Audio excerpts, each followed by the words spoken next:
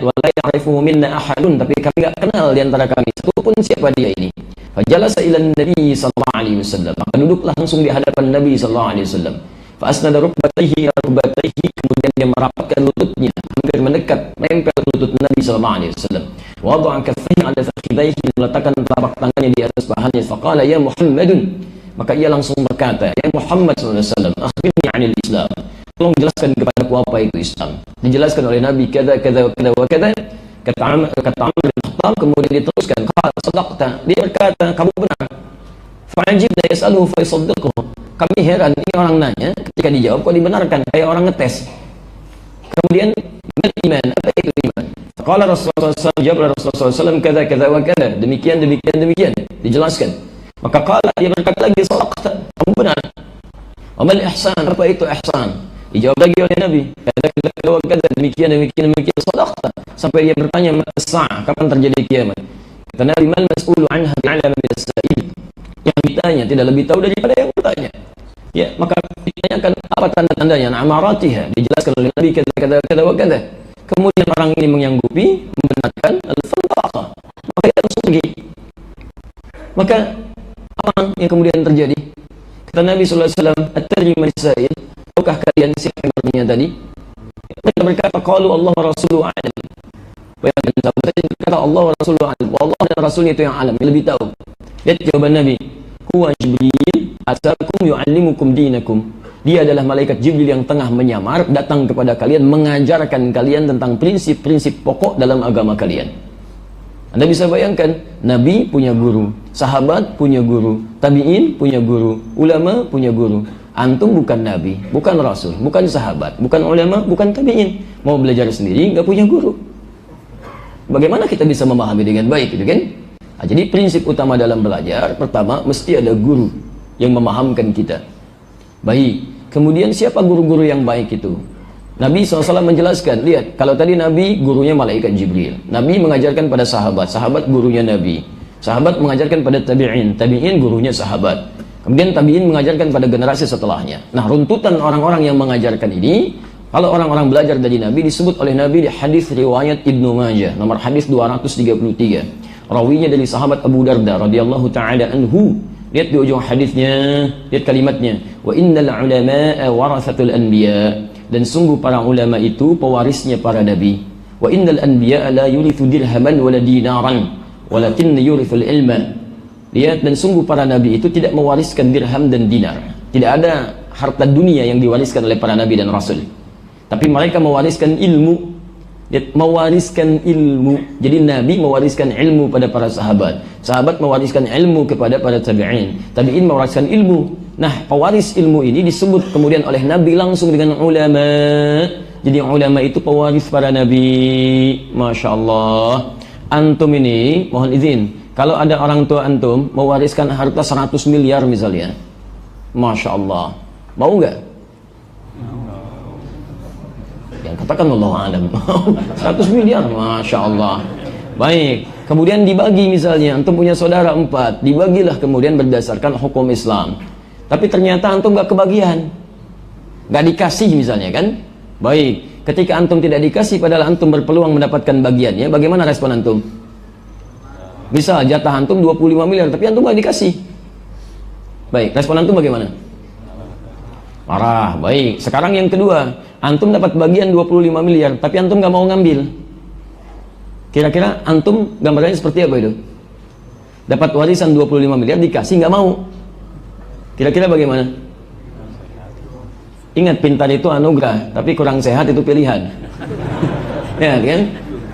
Lihat gambarannya, gitu kan? Antum rugi kan? Rugi, antum gak mau ngambil, dikasih gak mau ngambil, halal hukumnya. Baik, dan itu dari harta yang sangat halal, tapi antum gak mau ngambil. Jadi Anda bayangkan, warisan dari manusia biasa saja begitu diperebutkan. Sekarang Nabi memberi warisan, masa nggak ada yang rebutan? Nabi ngasih warisan, apa antum nggak mau? Manusia biasa ngasih warisan, antum rebutkan. Nabi ngasih warisan, masa nggak ada yang ambil? Dan warisan Nabi itu kalau diberikan, itu sejahtera dunia, bahagia akhirat.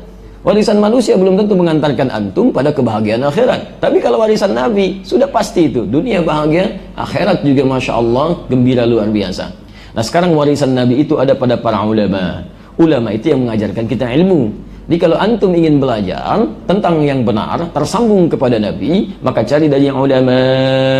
Apa ciri ulama? Quran surah 35 Fatir.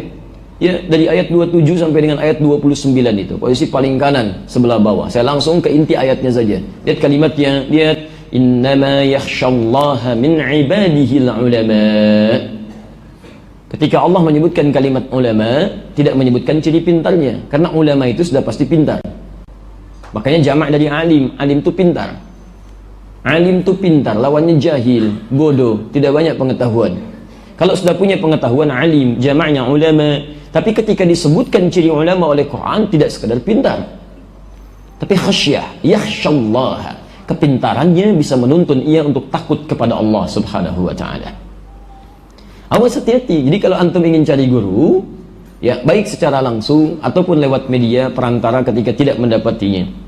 Anda yang lewat YouTube tadi karena tidak bisa langsung bertemu dengan yang bersangkutan misalnya. Ada yang lewat perangkat yang lainnya. Silahkan. Ma la yu'khadhu kulluhu la yutraku kulluhu. Hal yang tidak bisa diambil seluruhnya, setidaknya jangan tinggalkan sebagiannya. Ada wasilah, ambil. Sekarang teknologinya luar biasa. Bisa pakai Skype, bisa live dan sebagainya. Bisa nanya langsung, silahkan. Boleh kita, nggak ada masalah di situ. Walaupun barangkali nanti ada hal-hal yang belum dipahami, mesti disempurnakan di situ. Tapi poinnya adalah, kalau Anda mencari guru-guru, maka carilah kata Quran yang punya rasa takut kepada Allah. Jadi ilmunya membuat dia takut kepada Allah. Bukan sekedar pintar. Kalau yang pintar banyak, non-muslim pun ada yang pintar, bahkan hafal Quran. Orientalis itu pada pintar, hafal Quran. Ya, kemudian ada orang-orang yang orang-orang misi macam-macam, dia pelajari itu. Dia pelajari. Dan ada sekolah-sekolah khusus didesain di barat sejak zaman dulu, bahkan sejak mohon maaf tahun 1492 itu, sejak terjadinya selesai perjanjian Tordesillas, kemudian orang-orang Islam dikalahkan di Spanyol, manuskripnya dibawa ke Eropa ke barat, itu langsung mendirikan sekolah orientalis. Banyak. Di antaranya bisa Sorbonne, ya, di Paris, di Prancis. Sampai kemudian yang paling modern ada Harvard, ada Oxford dan sebagainya, ada McGill di Kanada, ada Leiden di Belanda. Itu diantaranya adalah universitas-universitas yang pertama didirikan untuk mempelajari nilai-nilai keislaman dan ketimuran. Dan di sana banyak orang-orang yang memahami Al-Quran, dalam arti menghafalkannya, mencoba memahaminya, hadis dan sebagainya. Tapi untuk memahami itu, mohon maaf, mereka tidak niat untuk mendapatkan hidayah dan kebaikan dari situ. Hanya sekedar menemukan celah-celahnya untuk dipersoalkan dan diberikan keraguan kepada orang-orang Islam. Demikian misi pada umumnya yang dilakukan oleh mereka.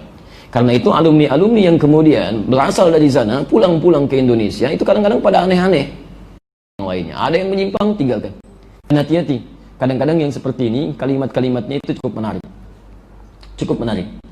Quran surah kedua Al-Baqarah ayat 204 sampai 207.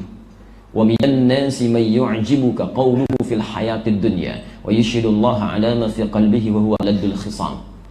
Ada di antara orang yang kalau bicara kata-katanya begitu menarik, kalimat-kalimatnya cantik, retorikanya tuh bagus kalau bicara itu. Maaf ya, kadang-kadang dia juga menjadikan ayat-ayat Allah sebagai dalil. Dia potong ayat Quran untuk menguatkan pendapatnya. Bawa nama-nama Allah. Wa huwa aladul khisam. Hati-hati kata Quran, ini musuh yang paling bahaya. Yang paling bahaya. Ya. Saya sering katakan kalau kalangan liberal yang dikenal sekarang, kemudian sekuler dan pluralisme itu paling bahaya dibandingkan kemusyrikan. Orang musyrik bisa disadarkan, insya Allah dia sadar, taubat kembali dengan izin Allah. Sepanjang nyawanya belum sampai ke kerongkongan. Tapi orang ini bisa menghambat orang lain dapat hidayah. Orang mau masuk Islam, tanya bagaimana caranya masuk Islam. Semua agama sama, menuju pada Tuhan yang sama, cuma caranya beda-beda. Nggak jadi dia masuk Islam, nggak jadi. Ada orang punya penyakit, penyakitnya apa? Senang dengan sesamanya. Laki-laki ketemu laki-laki, perempuan ketemu perempuan. Padahal ketika Allah menciptakan manusia itu sudah berpasangan, pasangannya jelas. Quran surah 49 ayat 13, malam saya sampaikan. Ya, lihat kalimatnya, ya ayuhan nasu inna khalaqnakum min dzakar wa untha. Dzakar untha, laki-laki perempuan. Karena itu ketika manusia pertama diciptakan Adam, dipasangkannya dengan Hawa. Allah tidak menciptakan Adam dengan Adang, tapi Adam dengan Hawa. Coba silahkan cek.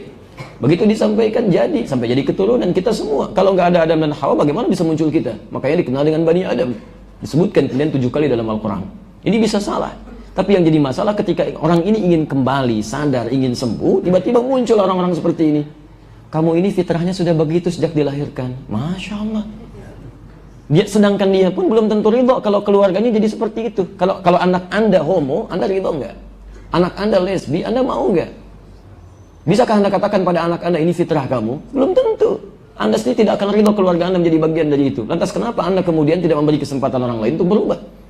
Bantu. Ini bahaya sekali orang-orang seperti ini. Ya. Makanya kalau dipahami dengan undang-undang, sebetulnya paham ini nggak boleh ada di Indonesia. Ya, karena paham di Indonesia itu negaranya menjamin kebebasan penduduk untuk beragama dengan konsepsi agamanya masing-masing. Apa dasar negara kita? Pancasila. Sila pertama apa? Ketuhanan yang Maha Esa. Dasar ketuhanan ini diterjemahkan kemudian ditafsirkan di pasal 29 ayat 1 sampai 2. Disebutkan lagi, lihat pasal 29 ayat 1, negara berdasar atas ketuhanan.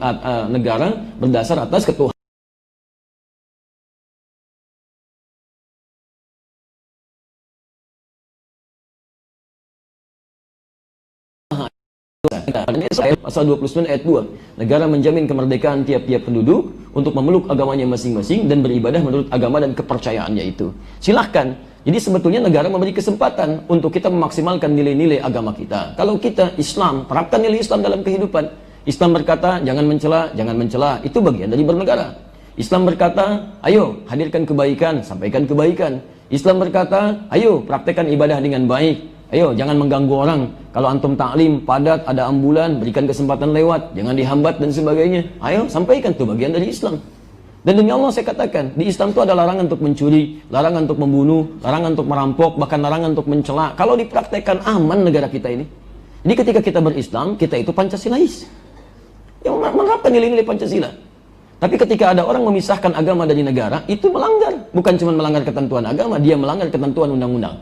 Dia orang-orang liberal memisahkan agama dengan kehidupan bernegara, itu bertentangan dengan Pancasila. Dia tidak Pancasilais. Komunis itu memisahkan hubungan agama dengan kehidupan dunia, bahkan meniadakan agama, dia tidak Pancasilais. Pluralisme juga begitu, dia tidak Pancasilais karena melanggar ketentuan undang-undang. Ingat, bertentangan dengan undang-undang. Bahkan di batang tubuh undang-undang tegas dikatakan atas berkat rahmat Allah yang Maha Kuasa. Jadi kalau Anda tidak mengenal Allah, tidak mengenal Tuhan, Anda bukan Pancasilais. Anda bukan bagian dari pengamal undang-undang. Ayo kita pahami dengan lebih baik lagi gitu kan.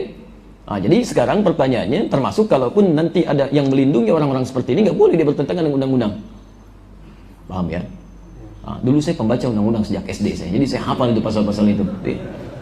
Alhamdulillah. Tapi kita kalau ada sesuatu yang dipandang kurang tepat, jangan mendahulukan perselisihan, itu nggak bagus. Dahulukan dengan ilmu, dahulukan dengan sabar, kemudian kita berdoa kepada Allah dan cari solusi yang sesuai dengan konteks hukum yang berlaku di tempat masing-masing. Dan dengan itu insya Allah ada kebaikan yang kita bisa dapatkan. Jelas ya?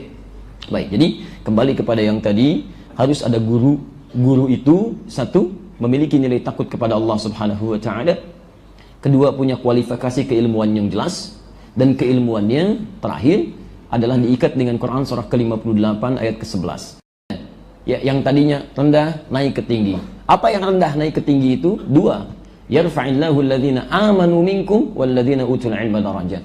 Yaitu majlis yang bisa menjadikan Anda, keimanan Anda satu diangkat oleh Allah. Jadi kalau Anda ingin datang ke majlis ilmu, cari guru-guru yang selain pintar, selain takut kepada Allah, juga mengangkat keimanan Anda kepada Allah. Jadi kalau Anda diajarkan, Anda lebih dekat dengan Allah, mulai pengen sholat dengan baik, mulai pengen mengaji dengan baik, mulai ingin sifat-sifat kebaikan hadir dalam diri kita, maka itu yang terbaik dan dilakukan karena Allah. Yang kedua, walladzina utul ilma darajat, membuat Anda mendapatkan penambahan ilmu dari Allah Subhanahu wa Ta'ala. Kalau dulu salat cuma takbir, sekarang tahu cara takbir yang benar itu begini, dalilnya seperti ini, manfaatnya begini, sampai dengan salam. Itu yang bagus. Kalau Anda mendapatkan yang begini, gurunya takut kepada Allah, keilmuannya cukup baik, membuat Anda paham tentang agama, membuat Anda dekat dengan Allah, maka share, tafassahu, share dengan yang lain. Jangan soleh sendirian. Jangan cuma Anda aja. Sampaikan. Duduk bareng. Kalau bisa kompak. Hal yang terbaik. Untuk dunia bisa kompak. Masa untuk akhirat gak bisa? Karena itu, dalam konteks demikian teman-teman sekalian, ayo hadirkan kebaikan, kompak, dapatkan itu semua. Kalau ada Anda mendapatkan yang seperti itu, maka Masya Allah. Masya Allah. Menurut saya, Anda mendapatkan karunia yang... Kalau tidak ada kemungkinan itu karena sulit atau karena jauh jarak, maka sekarang medianya sangat banyak. Ada YouTube, ada Facebook, ada macam-macam. Dan kami pun alhamdulillah dengan teman-teman coba menghadirkan Akhyar TV. Ya, salah satunya adalah untuk bisa menjembatani teman-teman yang barangkali kesulitan untuk belajar. Di samping juga barangkali untuk meluruskan. Kadang-kadang tayangan-tayangan suka di framing, dimunculkan di YouTube, kadang dibenturkan dengan orang lain dan sebagainya. Maka kita tampilkan hal-hal yang utuhnya. Paham sampai sini? Baik. Saya membayangkan gini ya. Itu dulu orang tua kita untuk menemukan guru yang sesuai kualifikasi ini, itu sampai nyari ke Mekah Pak. sampai jadi ke Mekah. Antum buka bukunya Profesor Ahmad Mansur Surya Negara. Ya, Ahmad Mansur Surya Negara. Judul bukunya Api Sejarah. Jilid pertama. Warna hitam. Ya, yang terbitan yang pertama Surya Madani, bukan yang Surya Diningrat. Yang kedua itu hardcover. Halaman 347. Ya, kalau antum bisa buka itu, lihat posisinya paling kanan di pertengahan, dari tengah sampai dengan ke bawah. Antum bisa temukan bagaimana kemudian para ulama kita dulu kumpul pada hari Senin Kliwon, tanggal 17 Juli tahun 1905, bertepatan dengan 13 Jumadal Ula. Di situ tulisannya keliru, 13 Jumadil Awal, harusnya Jumadal Ula. Kan 1323 Hijrah. 5 orang berkumpul khususnya di Tanah Abang dan Krukut. Itu ada para ulama habaib dulu, ada 5 orang, ada Habib Muhammad, ada Habib Abdul Rahman, ada Habib Syekhan, dan seterusnya. Mereka berkumpul merumuskan bagaimana caranya kita bisa mengatasi penjajahan Belanda yang sudah kurang lebih 300 tahun. Maka disimpulkan oleh mereka bahwa kekurangan kita bukan nggak bisa lawan, tapi kita terpecah-pecah dan kita kurang dalam pendidikan sehingga tidak bisa melawan dengan baik. Maka salah satu caranya kita harus merumuskan punya konsep pendidikan yang baik, punya tempat untuk mengajarkan yang baik, dan bisa ditransfer pada ilmunya kepada murid-murid dengan cara yang terbaik. Maka diputuskanlah pada saat itu kita harus menemukan guru terbaik. Dari mana nyarinya? Sampai ke Mekah, Anda bayangkan. Sampai diputuskan seorang nama bernama Syekh Ahmad Surkati pada masa itu. Dari Sudan, tapi sedang belajar di Mekah. Ahmad itu orang yang dekat dengan Allah, disebutkan satu kali di Quran surah ke-61 ayat yang ke-6. Min ba'di ismuhu Ahmad, sebagian dari nama Nabi SAW. Kan? Tapi sifatnya yang dekat dengan Allah. Sur itu ahli, kati itu kitab, karena rajin baca. Maka Masya Allah dipilih beliau. Antum bisa bayangkan, dulu kan belum ada pesawat, mobil nggak seperti sekarang, kendaraan dan sebagainya. Jadi kalau mau berangkat orang haji aja pakai kapal laut, nyampe 6 bulan tuh. Makanya dulu saat haji itu berangkat tuh 6 bulan pulang, orang udah lupa tuh, baru datang dia. Kan? Ya, sama dengan yang sekarang juga. Ya, jadi begitu dulu mencari, maksud sekarang itu tadi konteks mencari guru, itu Anda bisa bayangkan saking seriusnya ulama kita dulu ingin mendapatkan yang tadi sampai menempuh perjalanan. Gak ada pakai YouTube, gak ada pakai macam-macam. Orang masih mau berangkat sampai ditemukan. Datangnya 5 tahun kemudian, baru tahun 1911 baru bisa datang. Tapi ditungguin 6 tahun kemudian. Tahukah Anda ketika kumpul itu datang, kemudian datang para ulama yang lain, duduk satu bareng, ya satu tempat. Dan bukan cuma itu, semua berintegrasi. Ada Kiai Haji Ahmad Dahlan datang juga. Kemudian ada nanti Kiai Haji Saman Hudi. Kemudian ada nanti Haji Umar Said Cokro Aminoto di beberapa tempat. Mereka kemudian bersinergi di situ. Saman Hudi, Haji Saman Hudi itu di Solo pengusaha muslim, menghimpun para pengusaha untuk support. Ya, Haji Umar Said Cokro Aminoto itu seorang pemikir muslim, mengajarkan murid-muridnya untuk berintegrasi. Yang ini buka kemudian Jamiatul Khair. Kiai Ahmad Dahlan pulang kemudian ke Kauman Mendirikan Muhammadiyah 18 November 1912. 14 tahun setelah itu kemudian Kiai Haji Muhammad Hasim bin Asy'ari mendirikan Hadratul Ulama 31 Januari 1926. Kemudian berdiri Syarikat Dagang Islam di Solo di tahun yang sama 1911. Kemudian diajarkan juga di Surabaya kepada murid-murid, di antaranya Insinyur Soekarno. Apa yang terjadi? Hal yang tidak bisa dikerjakan dalam 300 tahun kurang lebih bisa diselesaikan dalam kurang lebih 30 tahun saja, sehingga jadilah Negara Kesatuan Republik Indonesia. Siapa yang memproklamasikan Negara Kesatuan Republik Indonesia? Insinyur Soekarno salah satunya. Lihat, Insinyur Soekarno. Siapa beliau? Muridnya Haji Omar Said Cokro Aminoto yang terlibat dalam tadi itu. Kemudian sampai sekarang pendidikan modern dipelopori oleh siapa? Orang-orang Islam. Muhammadiyah bikin kemudian banyak universitas, ada sekolah dan seterusnya. NU juga demikian, bahkan ada rumah sakit dan lain sebagainya. Silahkan cek. Dari Solo support karena nggak mungkin bisa berdiri sendiri. Nggak mungkin untuk bangun rumah sakit begini begitu, tidak. Harus ada orang-orang yang berkontribusi dalam usahanya. Dulu zaman Nabi ada Utsman, ada Ali. Utsman support dengan keuangannya. Kemudian Umar dengan ketegasan kedudukannya. Abu Bakar juga support dengan segala kebaikannya. Ali bin Abi Thalib dengan segala ilmunya. Kumpul semua. Gak bisa antum pengen bangun masjid dengan kesolehan saja. Ya Allah, kubah ya Allah, bung dari langit turun. Bus, Masya Allah. Ya tukang semen bangkrut, tukang ini bangkrut. Ya gak ada hikmah dalam kehidupan. Gabung dan jadilah Negara Kesatuan Republik Indonesia.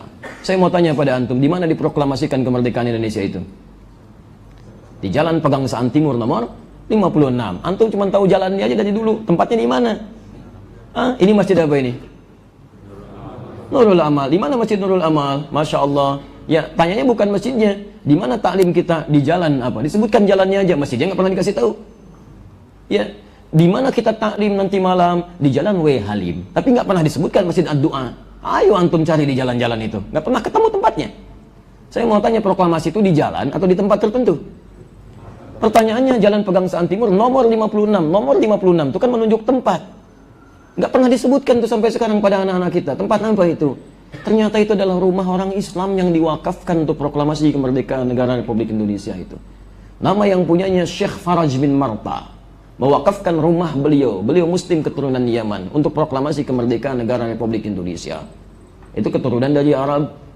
Bahkan Insinyur Soekarno itu agak lemah, sakit beliau itu. Karena pernah sempat kemudian dijaga di Rengas Dengklok oleh para pemuda.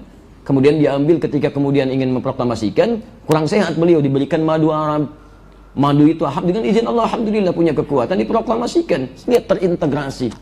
Jadi kalau kita bisa bersinergi orang-orang Islam dengan kebaikan, berikan kebaikan untuk negara, kita bisa bangun negara yang dalam kebaikan. Karena mustahil ada ajaran Islam yang bertentangan dengan nilai-nilai di negara kita. Pasti ada kebaikan-kebaikan di sana. Silakan. Ya. Jadi saya ingin sampaikan, saya masih punya salinan ucapan terima kasih itu dari negara kepada keluarga besar Syekh Faraj bin Marta. Di Insinyur Soekarno sering ke Bogor itu, sering mengunjungi, ya. Kemudian sering juga datang ke Jawa. Kalau beliau datang itu ke wilayahnya, nggak mau pakai mobil, kecuali mobilnya Syekh Faraj bin Marta. Dan saya pernah bertemu dengan sebagian keluarga beliau, menceritakan bagaimana lika-liku kehidupan zaman dulu. Itu Masya Allah, itu ada buktinya. Kita pelajari gitu kan. Jadi Anda bisa bayangkan, cari guru yang benar, itu ada keberkahan dari Allah Subhanahu wa ta'ala, dan menghasilkan generasi-generasi yang baik, kuat, ingatannya bagus, ini bagus. Dulu lihat diplomat dulu kan kayak Haji Agus Salim, hafal 14 bahasa, tapi tahu Quran juga, tahu hadis, dan bangga dengan tampilan syariatnya. Beliau berjenggot juga, beliau kemudian pakai sarung juga, nggak ada masalah di sini. Dan indah, silahkan lihat orang-orang dulu, hebat-hebat ilmunya, segalanya, karena nyarinya benar, belajarnya benar, ya, dan ingatannya kuat. Ya, Masya Allah. Ada yang 6 bulan sudah bertemu dengan Kiai Haji Hasyim Asy'ari gitu kan. Masya Allah. Ada yang baru, ya sekarang kan pada aneh-aneh gitu kan. Reformasi 98, dia 2 tahun sudah bisa melihat segala sesuatu gitu, itu kan luar biasa gitu. Wah, sudahlah, tinggalkan yang seperti itu, nggak ada hubungan dengan taklim kita. Paham ya? Allah Ta'ala alam bissawab. Jadi kalau ada yang tidak ada kaitan dengan kita, itu jauhkan. Min husnil islamil mar'i tarkuhu ma la ya'ni. Ya, dari cirinya baiknya keislaman seseorang meninggalkan segala hal yang tidak penting. Kalau memang itu bagian dari tugas antum, selesaikan dengan cara yang baik. Dari tugas kita, cukup kemudian kita doakan dalam kebaikan, kemudian berkontribusi sesuai dengan kapasitasnya masing-masing. Dan jangan hadirkan hal-hal yang bisa melahirkan hal yang tidak menyenangkan.